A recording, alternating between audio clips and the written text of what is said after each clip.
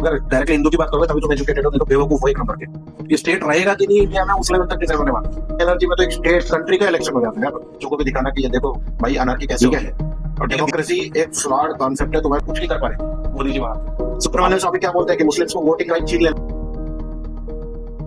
Good evening दोस्तों, जय श्री राम। कल डेमोक्रेसी में इंडिपेंडेंट इंडिया में सबसे बड़ा दिन है। कल वेस्ट बंगाल के इलेक्शंस के रिजल्ट्स हैं। तो क्यों बोल रहा हूँ सबसे बड़ा दिन है? सही में सबसे बड़ा दिन है, क्योंकि इतना खतरनाक प्रिपरेशन, इतने डर के साथ प्रिपरेशन 1947 के बाद अभी हुआ है। कल का जो रिजल्ट है वो बहुत ही ज्यादा निर्णायक होगा।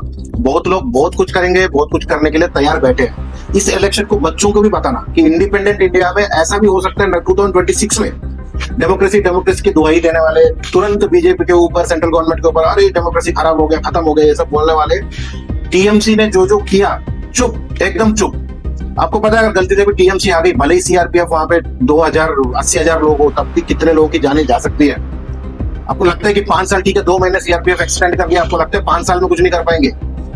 हम ऐसे एक मोड़ पे है जहां पे खुलेआम डेमोक्रेसी की हत्या, खुलेआम लोगों को धमकाया जा रहा है। 2021 में जो इलेक्शन रिजल्ट के बाद पता नहीं कितने सैकड़ों लोग मारे गए, उसके बाद सैकड़ों लोगों ने घर छोड़ दिया बीजेपी कार्यकर्ताओं ने। जिन नॉर्मल हिंदू जिससे पॉलिटिकल कोई एफिलिएशन नहीं है वो भी कहां चले गए, स्टेट छोड़ के चले गए डर के मारे, क्योंकि उनके घरों में मार्क था कि ये घर को टारगेट करना है, क्योंकि बीजेपी को वोट देके आया।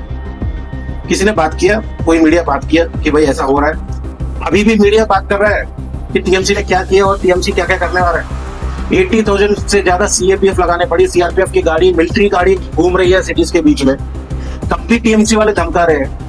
पूरा इलेक्शन का पूरा फोर्स लग गया, वीवी चेक किए गए, ज्ञानेश कुमार खुद वहीं बैठ गया, अमित शाह खुद वहीं बैठ गया, होम मिनिस्टर जाके 30 डेज से वहीं बैठा हुआ है कि भाई इलेक्शंस में भले ही बीजेपी हार जाए, वायलेंस ना हो, इसलिए बैठा हुआ है। अब कभी हुआ है? अभी तमिलनाडु के इलेक्शन में बगल में हुए, केरला में हुए, और महाराष्ट्र हुआ, बिहार हुआ, अभी थोड़े महीने पहले कहीं पे इतना कुछ प्रॉब्लम हुआ है? पिछले जब से तुम देख रहे हो न्यूज, सोशल मीडिया, 15-20 साल में कभी ऐसा हुआ है? वेस्ट बंगाल में ऐसा हो रहा है। वो सो कॉल्ड भाई एजुकेटेड बंगालीज, बिल्कुल कल्चर्ड बंगाली, वहां पे ऐसा हो रहा है। तभी इंडिपेंडेंट इंडिया में, मॉडर्न इंडिया में, जहाँ पे सोशल मीडिया इतना तेज फैला है, लोग थोड़े जागरूक हैं, उधर ये हाल है कि अमित शाह को 30 डेज बैठना पड़ रहा है, ज्ञानेश कुमार को सीईसी वहां पे बैठना पड़ रहा है, ऑफिसर्स बदलने पड़ रहे हैं, पुलिस को हटा देना है ड्यूटी से, लोकल पुलिस को, क्योंकि इतना करप्ट है वहां पे, मिली हुई है टीएमसी के साथ। बाहर से फोर्सेस लगाए, बाहर से आईपीएस ऑफिसर मंगाए, 4,000 से ज्यादा इलेक्शन के एजेंट्स बदल दिए। क्या क्या करना पड़ रहा है भाई? पिछले 30 दिन से न्यूज देख रहा हूँ तो दिमाग खराब हो जाएगा। एक इलेक्शन, नॉर्मल डेमोक्रेटिक इलेक्शन में, डेमोक्रेटिक प्रोसेस में, एक डेमोक्रेटिक कंट्री में, यहाँ पे बगल में पैरेलली स्टेट्स में इलेक्शन हो रहे हैं, और वहां पे कोई सीआरपीएफ गया क्या, कोई कुछ गया क्या? तमिलनाडु में भी भाई एंटी बीजेपी वेव है, बीजेपी और डीएमके की पट्टी नहीं है, और वहां पे चल रहा है क्या सब? तो यहाँ पे टीएमसी में ऐसा क्यों है भाई? वेस्ट बंगाल में ऐसा कभी सोचा है? एक नॉर्मल इलेक्शन को इतना प्रिपरेशन करने की क्या जरूरत है कि पूरा फोर्स लगा दिया, गवर्नमेंट एजेंट्स बदल दिए, पुलिस को वो कर दिया, गवर्नमेंट के एम्प्लॉइज को स्ट्रिक्ट रखा, कंटिन्यूस वहां पे बूथ्स में बदले जा रहे हैं एजेंट्स ताकि कोई प्रेशर ना आ जाए, लोग डरे हुए, वोट दे के लोग बोल नहीं रहे किसको वोट दिया, इतना डर। पूरा बांग्लादेश से लोगों को, मुसलमानों को वहां पे इकट्ठा करके लोग हत्याएं करवाते हैं, ठीक है? 2021 में इतनी ज्यादा हत्या हुई, लोगों को लटका दिया गया, लटका के फोटो आ जाती, भाई इसको फांसी लगा रही है, बीजेपी का एजेंट था। जिसने बीजेपी को वोट किया और उनको पता चल गया कि भाई बीजेपी को वोट किया तो एजेंट बना देते, मार देते। डर से चल रहा है वहां पे, अनार्की है पूरा। और कोई मीडिया बोल रहा है, अब लोग बोलते हैं मोदी ने मीडिया को घोड़ी मीडिया बना दिया। भाई घोड़ी मीडिया बना होता तो बात ही अलग होती। कोई बोल रहा है क्या? कोई मीडिया ये बोला ममता के टीएमसी ने इतने लोगों को मरवाया? क्लियरली मरवाया ना। ममता खुद बोलती है खेला हो गए, और उसके टीएमसी वर्कर जाके मार देते हैं। एनडीटीवी से लेके जो बोलते कि भाई आज तक सब दिख गई है, किसने बताया? कितने लोगों ने अभी 1 महीने से बोला कि 2021 में क्या क्या हुआ, कितनी हत्या हुई? 15-20 दिन से भी अभिषेक बनर्जी ने जल्दी डायरेक्टली तुमको वार्निंग दे दिया। पिछली बार तो बच गए थे, इस बार तो बिल्कुल नहीं बचोगे, सबको चुन चुन के मारेंगे। कितने टीवी मीडिया ने इसको इश्यू बनाया। कहीं भी कोई एक कुत्ता मर जाता है बीजेपी रूल्ड स्टेट में तो उसको बोलते मोदी रिजाइन करो। यहाँ पे खुलेआम धमकी, सैकड़ों लोगों को मारा, और ना इलेक्शन ना होते हुए भी कोई छोटे छोटे पंचायत इलेक्शन में भी अगर कोई बीजेपी बाहर कांग्रेस का किसी को वोट दे दे तो मार देते हैं। कौन सा मीडिया भाई? कौन बोल रहा है मीडिया मोदी के अंडर है? मीडिया डीप स्टेट के कंट्रोल में है। मीडिया उनके कंट्रोल में है जो उल्टा ही करवाना चाहती है इंडिया में, ठीक है? तो इसलिए 6 महीने से प्लानिंग थी, 6 महीने से प्लानिंग थी कि इस इलेक्शन को कैसे जीतना है, ठीक है? तो ये इलेक्शन को याद रखना, जो पिछले 2-3 महीने की प्रिपरेशन है, कोई इंडिया में 1947 के बाद मेरे को नहीं लगता कि ऐसा कोई प्रिपरेशन हुआ है एक इलेक्शन को सिर्फ कंडक्ट कराने में। और कल का रिजल्ट तय करेगा आगे क्या होगा। अगर कल का फिर बीजेपी वायलेंस तो तब भी होगा ठीक है, क्योंकि मुसलमानों को पता है बीजेपी उतना टीएमसी की तरह बिहेव नहीं करेगी, तो वायलेंस तो तब भी होगा, और टीएमसी आए तो फिर तो वायलेंस तो होना ही है। इतना ज्यादा प्रिपरेशन करने के बाद भी टीएमसी के लोग तुम्हारे ईवीएम पे स्टिकर चिपका देते बीजेपी के ताकि वोट ना दे सके। इतना विच होने के बाद भी अंदर मेंबर घुसे हुए टीएमसी के, उनको लात मार के बाहर निकालना पड़ा। 80,000 सीएपीएफ के लोग होने के बाद, टफ आईपीएस अफसर होने के बाद वो लोग बूथ में घुसे। अगर नहीं होने से क्या हो सकता था तुम सोचो, फिर तो इलेक्शन था ही नहीं ना, नाम का वास्ता एक वो स्टेज्ड वो होता। सो ये इसलिए इंपॉर्टेंट है क्योंकि इंडिपेंडेंट इंडिया में डेमोक्रेटिक सेटअप में एक अलग ही अनार्की चल रही है, एक अलग ही लोग, अगर ये उस पार्ट, अगर ये इलेक्शन आ गया तो उस पॉइंट पे है अभी वेस्ट बंगाल, तो वो कश्मीर की तरफ जाने लगेगा तुरंत, जो 1980s में जो कश्मीर था ना उस साइड चले जाएगा।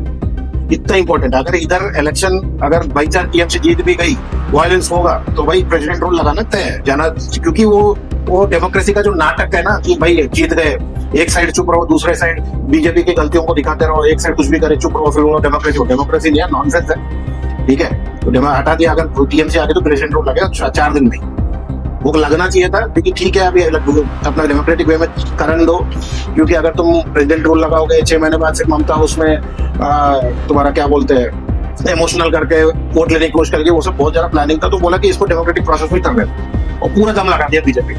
और बीजेपी दम लगा रही है कोई ईगो की वजह से नहीं भाई, बीजेपी देशभक्त पार्टी है, तुम उसको क्रिटिसाइज करना है करो, जो करना करो, हाथ से चले जाएगा पेन। ठीक है, कलकत्ता कभी जाके देखना क्या हाल है वोटिंग के समय, वेस्ट बंगाल के बांग्लादेश के बॉर्डर में। और दूसरी बात, इधर पता चला कि बीजेपी के सीट ज्यादा आने वाले हैं एग्जिट पोल के थ्रू। बांग्लादेश पार्लियामेंट में उसका वो हो रहा है डिस्कशन कि बीजेपी आने वाली है, हमें सतर्क करना पड़ा। तुम समझ जाओ क्या हाल है भाई वेस्ट बंगाल का। इतने उनके साथ गले लगे हुए हैं वेस्ट बंगाल के टीएमसी वालों ने, और बांग्लादेश से जो इलीगल्स आते हैं, गाय का मांस लेके जाते हैं, इलीगल्स आते हैं इधर, फेक आधार कार्ड में पूरे इंडिया में घुस जाते हैं, बैंगलोर से दिल्ली तक, मुंबई तक, डेमोग्राफी बदलने की कोशिश करते हैं। साउथ वेस्ट बंगाल में तो डेमोग्राफी बदल ही गई है वहां पे। अगर तुम नॉर्थ वेस्ट बंगाल और साउथ वेस्ट बंगाल को अलग कर दो तो वो तो अलग एक कंट्री बन जाएगा तुरंत। वो हालत है बोले डेमोक्रेसी का।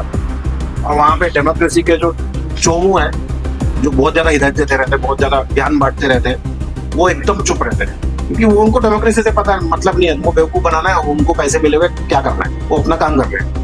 और हमें बड़ा डेमोक्रेसी का वो रटा रहे, बीजेपी ने यहाँ पे एक को मार दिया डेमोक्रेसी खतरे में। भाई साहब सच में बीजेपी ने छोड़ दिया ना, हिंदुओं की हालत देख लेना क्या होगा। ठीक है, हिंदू मुसलमान मत करो, ये हटाओ भाई। तुमको अच्छा एकदम बीच में देखो, तुमको एजुकेटेड बनना है, लिबरल बनना है, अनअपोलोजेटिक नहीं बनना, भाई प्रॉब्लम हो जाएगा। तुम वो इमेज छोड़ दो, तुम अगर डायरेक्टली हिंदू की बात करोगे तभी तुम एजुकेटेड हो, नहीं तो बेवकूफ हो एक नंबर के।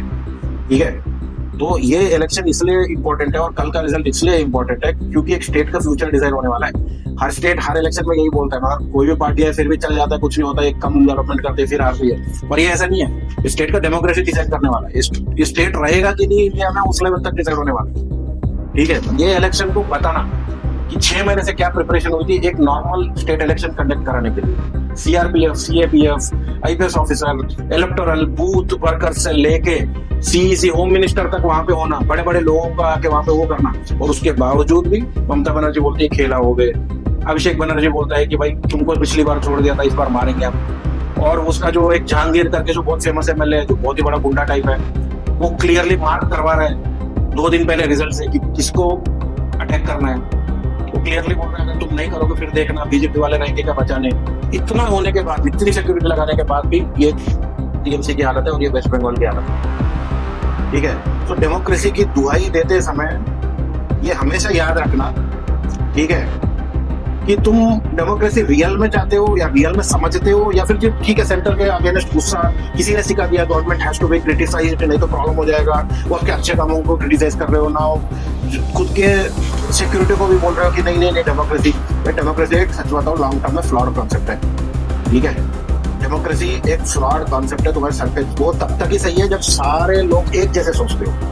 जहाँ पे एक कम्युनिटी सोच रही है मुझे डेमोक्रेसी यूज करके इनको कुचल देना है पिछले 50 साल में, तो तुम बेवकूफ हो। सुब्रमण्यम स्वामी क्या बोलते हैं कि मुस्लिम्स को वोटिंग राइट छीन लेना चाहिए, क्योंकि वो रेशनल वे में नहीं वोट देते, जैसे हिंदू कम्युनिटी है, अगर समझ लीजिए कांग्रेस और बीजेपी, और हिंदू कम्युनिटी कैसे वोट करता है, बीजेपी ये फ्री में दे रही है, कांग्रेस ये फ्री में दे रही है, बीजेपी बोल रही है कि ये रोड बनाएगी, कांग्रेस बोल रही है कि ये कुछ टैप वाटर लगवाएगी, नहीं कांग्रेस का एमएलए बोल रहा है कि यहाँ हमारे लिए वेयर हाउस खुलवाएगा, बीजेपी ने ये प्रॉमिस किया है कि तुम्हारे जो खेत के धान है उसके लिए मार्केट खोल देगा। इस चीजों पे लोग एवेल्युएट करते हैं और वोट देते हैं। पर मुसलमान कैसे वोट देते हैं, क्रिश्चियन भी कैसे वोट देते हैं, भाई हमें जो सपोर्ट करेगा, हम हमारा आइडियोलॉजी फैलाने में और हमारा डेमोक्रेसी चेंज करना, उसको वोट देंगे। हमें कोई मतलब नहीं है खाने से, पीने से, रोड से, डेवलपमेंट से, कुछ मतलब नहीं है। तो सुब्रमण्यम स्वामी ने बोला इनका बंद कर दो, वोटिंग राइट देना बंद कर दो, क्योंकि ये रैशनली सोचते हैं।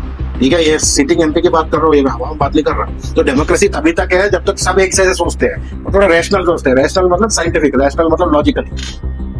सामने वाला बोला तुम्हें खा जाऊंगा, तुम उधर डेमोक्रेसी का झंडा पकड़ के बीजेपी को गाली दोगे, जो बहुत लोग दे रहे हैं। ठीक है, ऐसा नहीं चलता, खत्म हो जाओगे तुम लोग। तो बंगाल के इलेक्शन में निकालना क्या क्या किया, कितना प्रोसेस लगता है, इतना एनर्जी में तो एक स्टेट कंट्री का इलेक्शन हो जाता है। उतना पैसा लगाया है, उतने लोगों को भेजा है।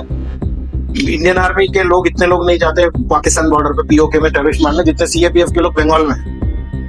मजाक कर रहे हैं क्या, यहाँ तो मजाक चल रहा है। ऐसे स्टेट को फिर बोलो डेमोक्रेटिकली एवेल्युएट करो, बीजेपी ने गलत किया, बहुत मीडिया चैनल दिखा रही है। भाई बीजेपी ने गलत किया भी तो मान लो, वहां पे पिछली बार 1000 लोग मारे गए थे, सीधे फांसी से लटका के फेसबुक में डाल रहे थे, क्या हुआ? अभी खुले धमकी वो आ रही है, इतना सीएपीएफ, इतना बीजेपी, अमित शाह बैठने के बाद भी खुली धमकियां दे रही है। लेडीज बोल रही है, हिंदू लेडीज जो नॉर्मल बंगाली है, बोल रहे कि ये लोग अभी आए, बोल रहे कि तुम्हारी स्किन उधार देंगे। कल की बात है, लोग डर रहे हैं। एग्जिट पोल इसलिए अच्छे नहीं आ रहे क्योंकि लोग बोल ही नहीं रहे किसको वोट दिया। एग्जिट पोल कैसे निकाले आता है कि लोग आके बाहर बोल रहे हैं कि वोट देके हमने इस पार्टी को वोट दिया, तभी एग्जिट पोल का नतीजा आता है ना। वो लोग वो बोल ही नहीं रहे हमने वोट दिया है, बस करके निकल जाते हैं। तो ये लोग बोल रहे कि अच्छा इसने बोला नहीं, इसका मतलब बीजेपी को वोट दिया होगा। टीएमसी वाला तो बोल देता है मैं टीएमसी को वोट किया। तो जो लोग बिना बोले निकल जाते हैं, उनके हिसाब से इन्होंने एग्जिट पोल निकाला सारे सर्विस में।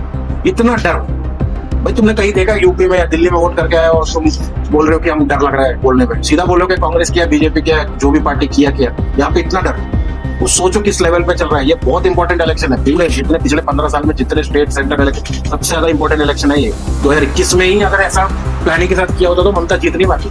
बूथ कैप्चरिंग किया है, उसको रेगिंग किया है।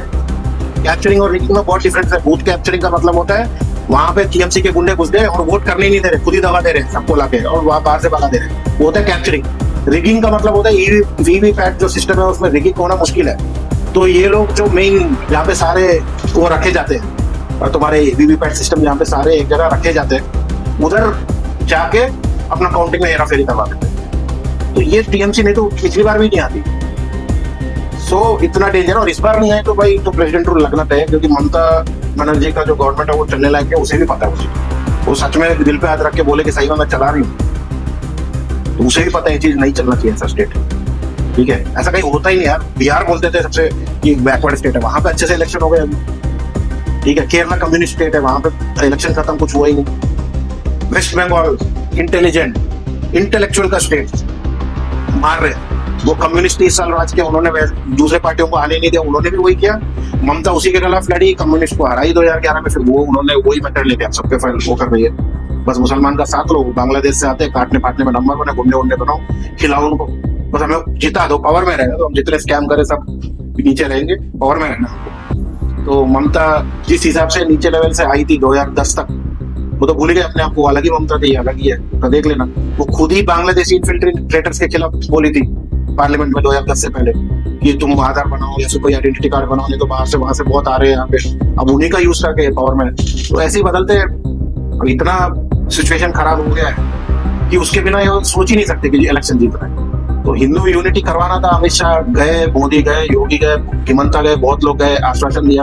वो मतलब कल के बाद भी वो ऐसे ही रहे, हिंदू का और बीजेपी वर्कर्स का वो ना टूटे कॉन्फिडेंस, है तो बहुत प्रॉब्लम हो जाएगा। पिछली बार टूटा ही था, आपने देखा होगा नरेंद्र मोदी जी को फोन में पीएम वहां से वो रो रहे हैं और ये वर्कर मोदी जी बोल रहे हैं कुछ नहीं होगा कुछ नहीं होगा, ये लेवल तक मतलब कुछ नहीं कर पा रहे मोदी जी वहां। तो अभी अगर होगा तो आप सोच के देखो किस लेवल पे होगा। मेरे हिसाब से बीजेपी के 170+ सीट आने चाहिए, जिस हिसाब के सारे पोल बोल रहे हैं, और मैं जिस हिसाब से मैंने देखा है सारे, अगर नहीं आया गलती से भी मेजोरिटी चूका और कुछ सीट चाहिए, तो मेरे हिसाब से बीजेपी को कांग्रेस और लेफ्ट का वहां पे समर्थन लेना चाहिए गवर्नमेंट पर आने में। अगर तब भी बीजेपी के इतने कम आ गए कि उनके समर्थन से भी नहीं होगा कुछ, तो फिर प्रेसिडेंट रूल लगाना चाहिए। उसमें कोई दूसरा ऑप्शन नहीं है भाई, तुम लोगों को मरते हुए नहीं देख सकते डेमोक्रेसी के नॉनसेंस पे।